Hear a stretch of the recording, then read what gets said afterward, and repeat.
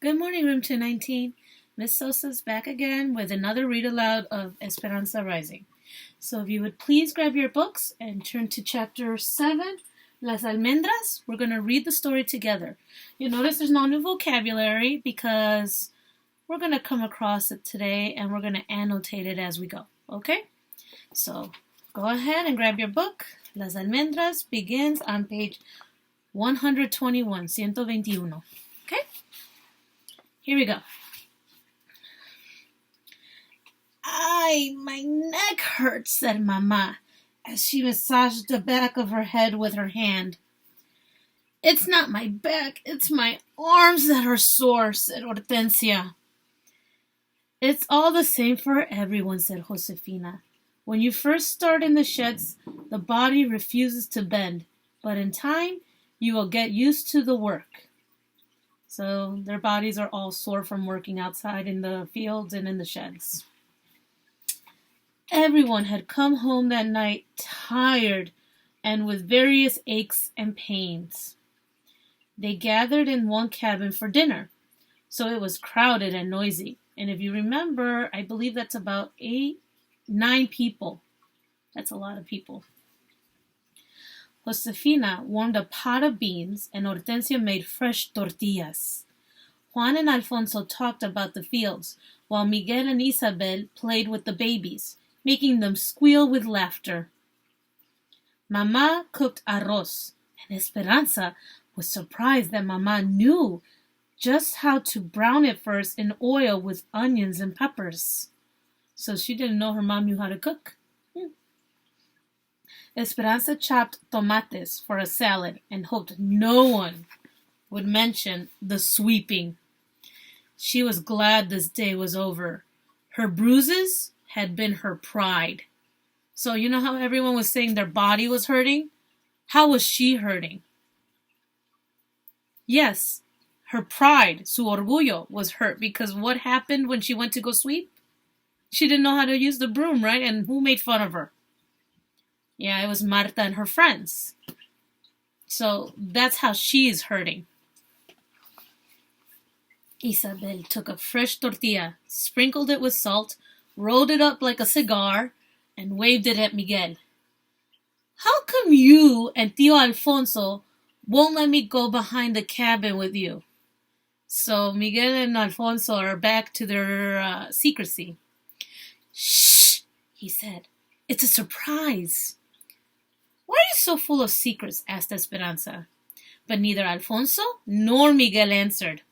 They simply smiled while they prepared their plates. They ate dinner, but before they could slice a cantaloupe for dinner, Alfonso and Miguel disappeared with instructions not to follow them. What are they doing? Demanded Isabel. Hortensia shrugged, as if she knew nothing. Do you think she knows nothing, or do you think she knows? I think she knows.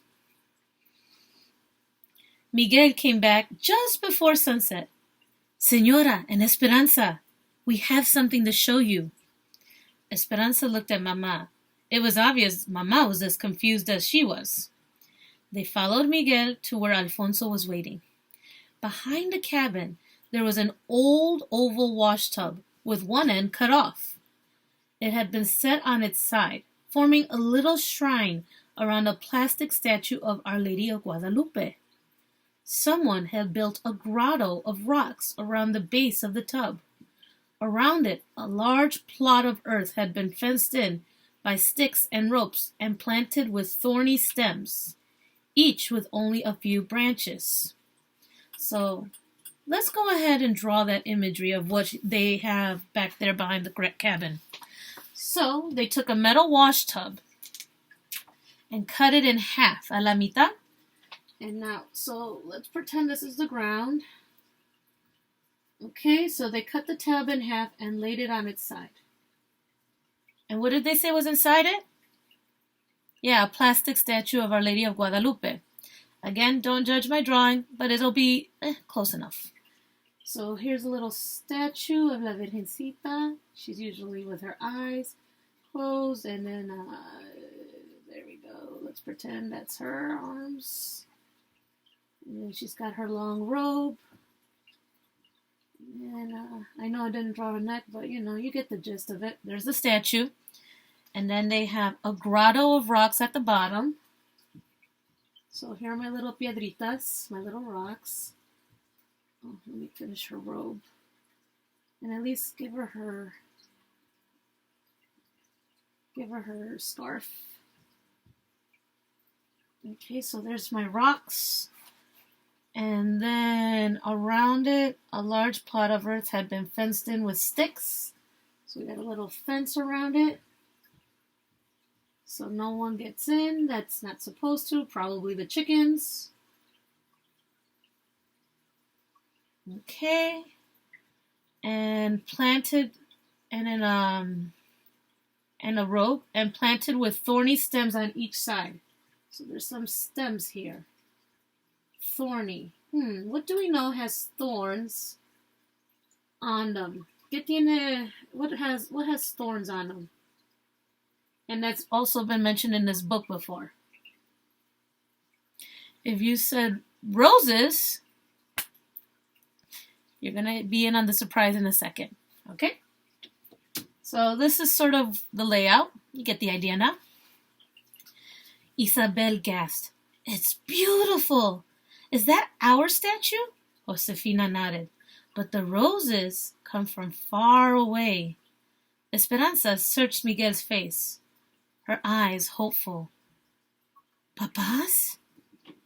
Yes, these are your papa's roses, said Miguel, smiling at her. Alfonso had dug circles of earth around each plant, casitas, little houses that made moats for deep watering, just like he had done in Aguascalientes. But how? Esperanza remembered the rose garden was a blackened graveyard. After the fire, my father and I dug down to the roots. Many were still healthy. We carried the cuttings from Aguascalientes, and that's why we had to keep them wet. We think they will grow. In time, we will see how many bloom. So what was that secret package that they were carrying with them and getting wet all the time? They were carrying out Papa's roses. They actually rescued them after the fire. From the roots, they saved them. What do you guys think about that? I honestly think that's very sweet. And I think Esperanza would appreciate it as well as Mama. What about you guys? Actually, that chokes me up a little. Okay, back to reading.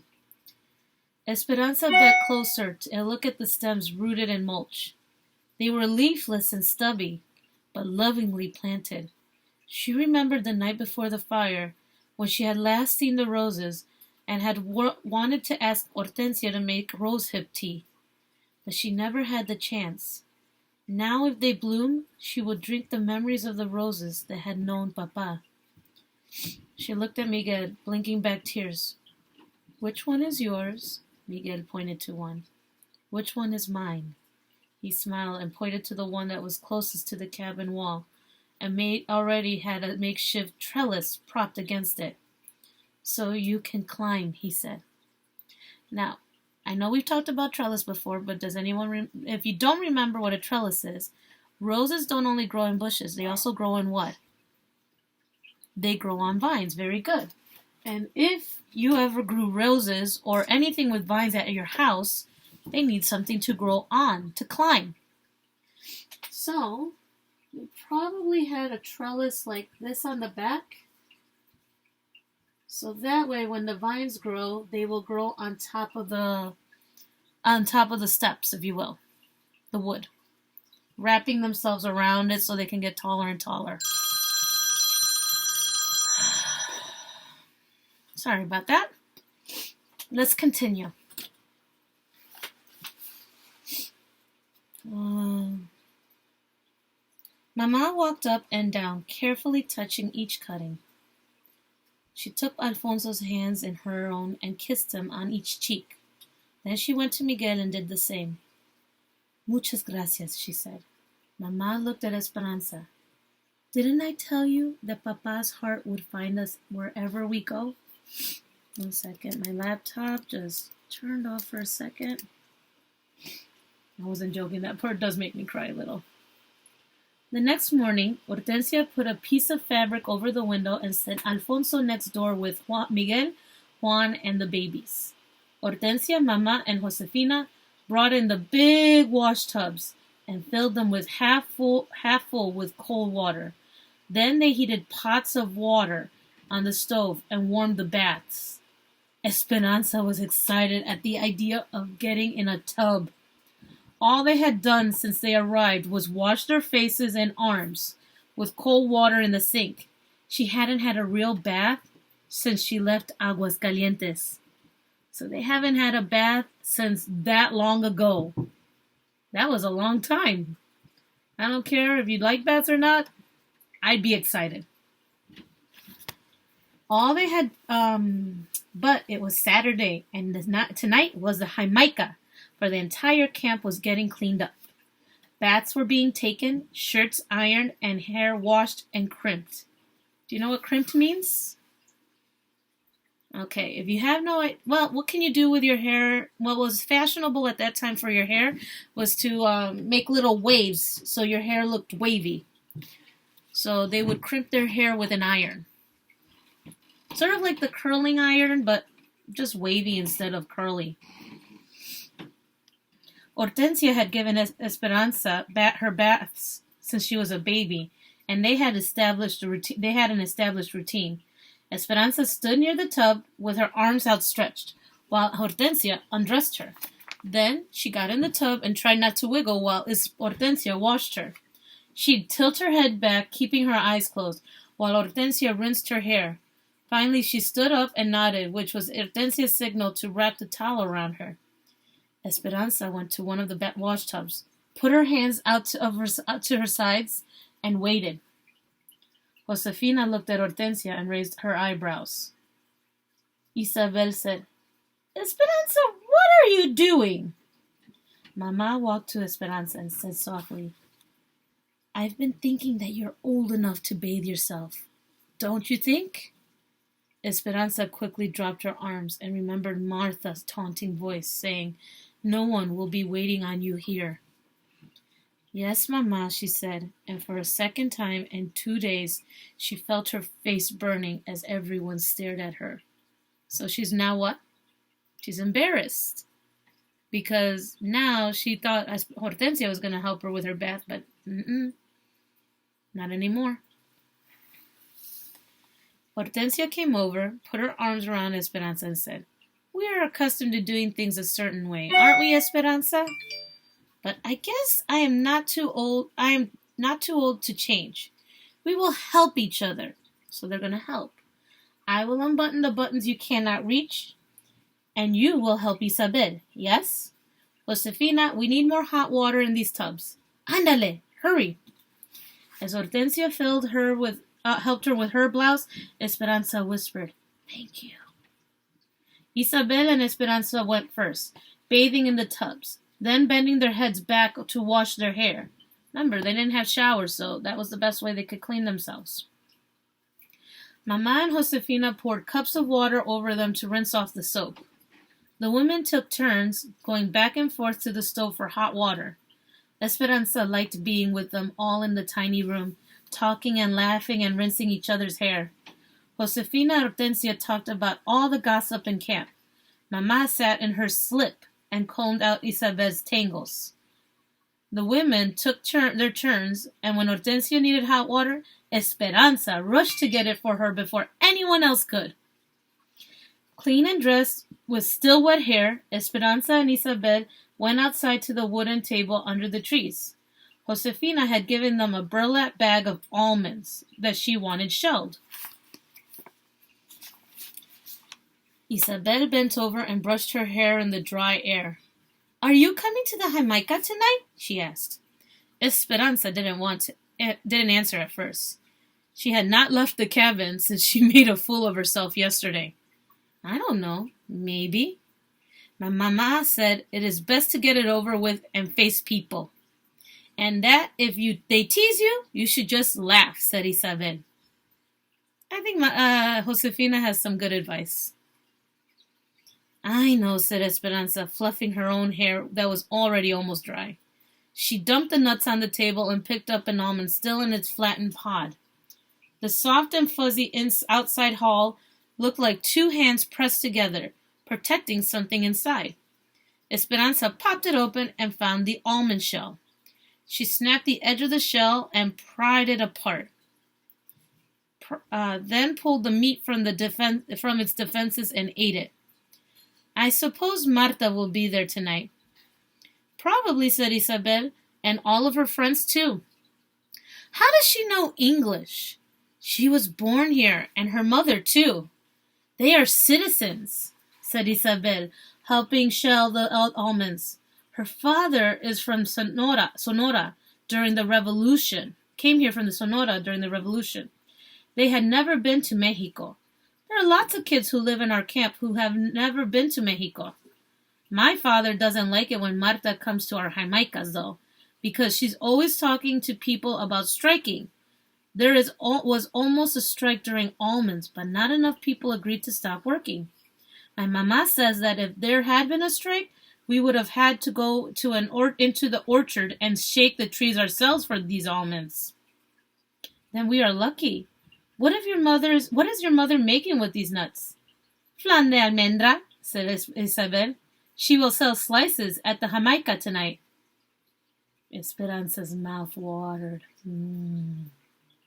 Almond flan was one of her favorite sweets.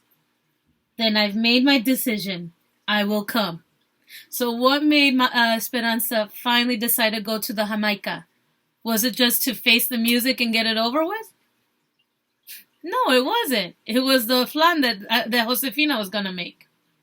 Probably would have made a lot of people go. All right, let's continue.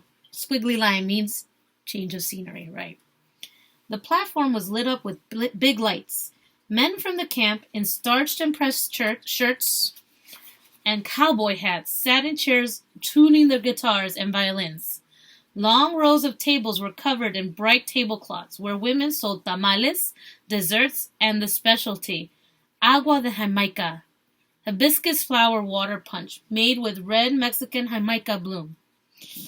Wow, that sounds like a good party. There was bingo on the wooden tables and a long line of chairs circling the dance area for those who wanted to watch. That's where Mama and Hortensia sat, talking to the other women. Esperanza stayed close to them, watching the growing crowd. Where do all the people come from, she asked. The other night she had heard Juan say that about 200 people lived in their camp, but there were many more than that here now. These fiestas are popular. People come from other camps, said Josefina, and from Bakersfield, too. So is this a private party for the workers only? No, they opened it up for all workers from any camp. When the music started, everyone crowded around the platform, clapping and singing. People started dancing in the area around the stage. Children, they ran everywhere, chasing and hiding. Men held young boys on their shoulders, and women swaddled their infants, all of them swaying to the sounds of the small band. After a while, Esperanza left Mama and the others and wandered through the noisy crowd, thinking how strange it was that she could be in the middle of so many people and still feel so alone. How many of you have ever felt like that when you're surrounded by people but you still feel alone? If you have felt that, then you can sympathize. And if you haven't, you've been very lucky then. She saw a group of girls who seemed about her age, but they were all huddled together. More than anything, she wished Marisol was here. Isabel found her and pulled on her hand. Esperanza, come and see! Esperanza let herself be led through the crowd. Someone from town had brought a litter of kittens. A group of girls were crowded next to the cardboard box, cooing and cradling them. Aww. It was clear that Isabel desperately wanted one, so she wants to take a kitten home. Esperanza whispered to her, I will go ask your mother. So Esperanza, she's going to go ask Josefina for what? Yeah, she's going to ask her if she could keep a kitten. Isabel could keep a kitten. Esperanza, she wove back through the crowd and found Josefina. And when she agreed, Esperanza practically ran back to the spot to tell Isabel. But when she got there, a bigger crowd had gathered, and something else was going on. Marta and some of her friends stood in the bed of a truck that was parked nearby, each of them holding up one of the tiny kittens. So they're holding up the kittens. And I don't think in a nice way. This is what we are, she yelled. Small, meek animals. And this is how they treat us because we don't speak up. If you don't ask for what is rightfully ours, we will never get it. Is this how we want to live? She held the kitten by the back of the neck, waving it in the high in the air. It hung limp in front of the crowd. With no decent home, at the mercy of those bigger than us, richer than us? Isabel trembled, her eyes in a panic. Will she drop it? A man called out. Maybe all that cat wants to do is feed its family. Maybe it doesn't care what all the other cats are doing. Señor, does it not bother you that some of your compadres live better than others? Yelled one of Marta's friends. We are going to strike in 2 weeks at the peak of cotton for higher wages and better housing. We do not pick cotton on this farm, yelled another man from their camp. What does it matter? Yelled Marta.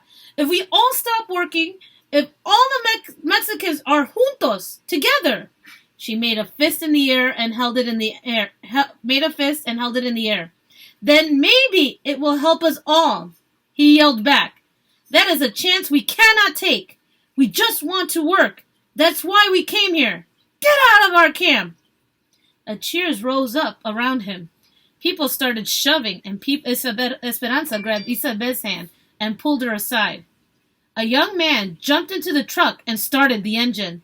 Marta and the others tossed the kittens into the field. Then they pulled some of their supporters into the back of the truck with them and raised their arms chanting, Huelga! Huelga! Strike! Strike! Okay, Marta was already on my bad side, but for her to throw a kitten into a field with her friends, it makes me not really like her much. I don't know about you guys. What do you think? Squiggly line. New scenery. Why is she so angry? Asked Esperanza as she walked back into the cabin a few hours later with Josefina, Isabel, and the babies, leaving the others to stay later. Isabel carried the soft, meowing orange kitten in her arms. So she got one of the kittens. She and her mother move around to find work, sometimes all over the state, said Josefina. They work wherever there is something to be harvested. Those camps, the migrant camps, are the worst. Like when we were in El Centro, asked Isabel. Worse. I remember the other camp, she had to live in a tent, so how can it be worse than that? Let's find out. Our camp is a company camp, and people who work here don't leave. Some live here for many years. That is why we came to this country, to work, to take care of our families, to become citizens. We are lucky because our camp is better than most. There are many of us who don't want to get involved in a strike because we can't afford to lose our jobs. And we are accustomed to how things are in our little community. They want to strike for better houses, asked Esperanza. That and more money for those who pick cotton, said Josefina. They only get 7 cents a pound for picking cotton. They want 10 cents a pound. It seems like such a small price to pay, but in the past the growers said no. And now more people are coming to the valley to look for work, especially from places like Oklahoma, where there is little work, little rain, and little hope. Oh, so that's why they don't want to. There are so many people in the farms, the workers. Okay. If Mexicans strike, the big farms will simply hire others. Then what do we do? So it's not that they don't want to work. It's just that They want better wages, but if they stop working, there are other people who are willing to do the job that they're striking from. Okay, so I get the person who just wants to work versus Marta who wants to strike. I get why he is scared to strike for better conditions. It makes sense now. Josefina, let me see. Esperanza wondered what would happen if Mama did not have a job. Would they have to go back to Mexico? Josefina put the babies to bed. Then she kissed Isabel and Esperanza on the foreheads and sent them next door. Isabel and Esperanza lay in their beds listening to the music and the bursts of laughter in the background. The kitten, after drinking a bowl of milk, curled up in Isabel's arms. Esperanza tried to imagine conditions that were more shabby than this room that was covered in newspaper to keep out the wind. Could things possibly be worse? Sleepily, Isabel said, "Did you have parties in Mexico?" "Yes," whispered Esperanza, keeping her promise to tell Isabel about her old life. "Big parties. Once my mama hosted a party for 100 people. The table was set with lace tablecloths, crystal and china, and silver candelabras. The servants cooked for a week. Esperanza continued, reliving the extravagant moments, but was relieved when she knew that Isabel was asleep. For some reason, after hearing about Marta and her family, she felt guilty talking about the richness of her life in Aguascalientes. Esperanza was still awake when Mama came to bed later. A stream of light from the other room allowed just enough brightness for her to watch Mama unbraid her hair and brush it out. "Did you like the party?" Mama whispered. "I miss my friends," said Esperanza. "I know it is hard. Do you know what I miss? I miss my dresses." "Mama!" Esperanza said, laughing that Mama would admit such a thing to her. "Shh," said Mama. "You will wake Isabel." "I miss my dresses too, but we don't seem to need them here." "That is true. Esperanza, do you know that I am so proud of you? For all that you are learning?" Esperanza snuggled close to her. Mama continued, "Tomorrow we are going to the church in Bakersfield. After church we are going to una tienda called Cholitas. Josefina said she sells every type of sweet roll and Mexican candies." They were quiet, listening to Isabel's breathing. "In church, what will you pray for, Esperanza?" asked Mama. Esperanza smiled, and she and Mama had done this many times before they went to sleep. "I will light a candle for Papa's memory," she said. "I will pray that Miguel will find a job at the railroad. I will ask Our Lady to help me take care of Lupe and Pepe while Isabel is at school, because that's coming. And I will pray for some white coconut candy with a red stripe on top." Mama laughed softly. "But most of all, I will pray that Abuelita will get well, and that she will be able to get her money from Tio Luis's bank, and that she will come soon." Those are some really good wishes. Well, prayers. Mama stroked Esperanza's hair. "What will you pray for, Mama?" "I will pray for all the things you said, Esperanza, and one more thing besides." "What's that?" Mama hugged her. "I will pray for you, Esperanza, that you can be strong no matter what happens." And that is the end of chapter 7. So, what you are going to do today is, once you're done reading and annotating this chapter, is you're going to write me a summary on the Google Doc that I'm going to send you to this link. Make sure you actually answer the questions of Somebody Wanted But So Then. It's a very simple summary, but I need to know what is going on in this chapter. All right? Until next time, 219, I'll see you later. Bye-bye.